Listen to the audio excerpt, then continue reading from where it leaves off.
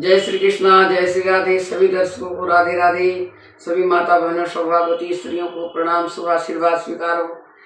आज मैं आपको करवा चौथ के बारे में कुछ बताना चाहती हूँ, वो आप लोग पूरे ध्यान से सुने। लोग कहते हैं कि करवा चौथ का व्रत किसने पहले किया था। किसी ने प्रश्न किया मेरे से, तो देखिए, करवा चौथ का व्रत पहले माँ पार्वती जी ने किया था, शंकर जी को पाने के लिए अखंड सौभाग्यवती का। माता पार्वती जी निर्जला व्रत करी हैं, अन्न जल ग्रहण नहीं करते हैं इसमें, और खूब थाली में अच्छे से सजा करके पूजन की थाली को सजाएं और माँ का आशीर्वाद लेकर के शिव जी का उन्होंने पूजन किया और शिव जी ने उनको आशीर्वाद दिया कि अखंड सौभाग्यवती भव है। माता पार्वती जी इसका पूजन करके अखंड सौभाग्य का वर मांगा और उनको वरदान मिला। ब्रह्मा जी ने कहा कि सभी स्त्रियां, सभी देवियां इस व्रत को करिए। सभी देवियां इस व्रत को करी, सबको अखंड सौभाग्यवती का वर मिला और सब घरों घरों में स्त्रियां इसकी पूजा करने लगी। एक बार की समय है, नील पर्वत पर पांडव जी गए, पांचों पांडव तप करने के लिए। तो माता द्रौपदी जी बहुत व्याकुल हो गई और उदास होकर के वो कहने लगी, मैं क्या करूं कि जो कौन सा ऐसा व्रत है, कौन सा हम पूजा करें जिससे मेरे पति लोग यहाँ घर पर आ जाएं सुरक्षित। हे कृष्ण, हे नारायण हरि, हमें कोई रास्ता बताइए, कोई उत्तम व्रत का हमें पालन करने के लिए विधि बताइए। भगवान कृष्ण ने कहा कि ए प्रिय, मैं तुम्हें एक व्रत बताता हूं जो अखंड सौभाग्यवती का व्रत है, उसका नाम है करवा चौथ।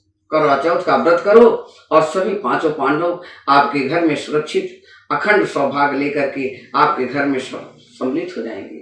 आप चिंता मत करो। उन्होंने पूजन किया शिव गौरी जी का, शिव जी का, गौरी जी का। उसी दिन से इसका पूजन शुरू हो गया। तो पौराणिक कथाओं में सत्यवान जी का जब शरीर से आत्मा निकल गई और जमराज जी उनको लेने जा रहे थे और लेकर के जब जाने लगे, तो उस समय उन्होंने व्रत किया था सावित्री जी ने। सावित्री जी अपने पति को पाने के लिए जमराज के पीछे पीछे जाने लगी स्वर्गलोक की तरफ। जमराज जी पीछे मुड़ करके बार बार देखते, आप मेरे पीछे क्यों आ रही हो?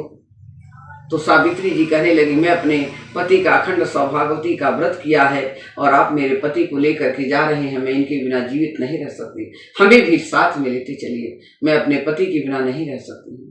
जमराज जी कहने लगे कि माता, इनकी आयु पूरी हो गई है, मैं इनको कैसे छोड़ सकता हूँ, और आपकी अभी आयु है, आप मुझे मेरे साथ नहीं जा सकती हैं, तो मेरे पति को आप मुझे दे दीजिए। बोले, मैं कैसे दे सकता हूँ, इनकी आयु तो पूरी हो गई है।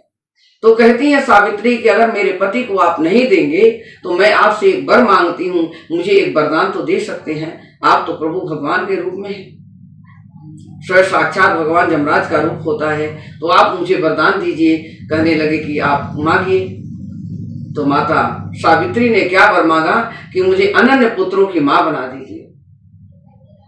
जमराज जी कहने लगे, अखंड तथास्तु, ऐसा ही होगा, तुम अनन्य पुत्रों की मां बनोगी। फिर पीछे पीछे चलने लगी सत्यवान को लेकर के जब जा रहे थे, तो माता जी को फिर देखे, ये माते, हमने तो तुमको वर दे दिया है, अब मेरे पीछे तुम क्यों आ रही हो? माता कहने लगी, आप जानते हैं मैं पतिव्रता स्त्री हूं, पर पुरुष को तो मेरे दिमाग में, मेरे आत्मा में कभी मैंने आंखों के ओट से भी नहीं देखा है, तो मैं कैसे अनंत पुत्रों की मैं मां बनूंगी? आप मेरे पति को ले जा रहे हैं, तो ये फल कैसे मिलेगा मुझे इसका? जमराज जी कहने लगे, आप सत्य कह रही हैं, जाइए, मैं आपके व्रत का पालन करते हुए मैं आपको पति को आपके पास दे देता हूं, छोड़ देता हूं, अखंड सौभाग्यवती भव। जमराज जी सत्यवान जी को छोड़ देते हैं और सावित्री जी उनको लेकर के चली आती हैं। अपने घर में अनंत पुत्रों का जन्म दिया, सुख शांति से उनके घर में सकुशल उनका जीवन गुजरा। अपने बच्चों के साथ, अपने पति के साथ सानंद रहने लगी। जो स्त्रियां इस व्रत को मन क्रम वचन से, अपने आत्मा से शुद्धिकरण से अपने पति के लिए सज धज करके इस व्रत का पूजन करती हैं और इसकी कथा सुनती हैं, उनको भगवान सौभाग्यवती का वर देते हैं और उनके घर में सुख शांति सदा बनी रहती है। यही इसका अर्थ है। करवा चौथ सभी करिए, सभी सुलक्षणी षष्ठी सौभाग्यवती औरतों को मेरे तरफ से शुभ आशीर्वाद। राधे राधे। मेरा चैनल सब्सक्राइब कीजिएगा। राधा रानी माता जी भागवत कथा। जय श्री राधे, जय शुभ।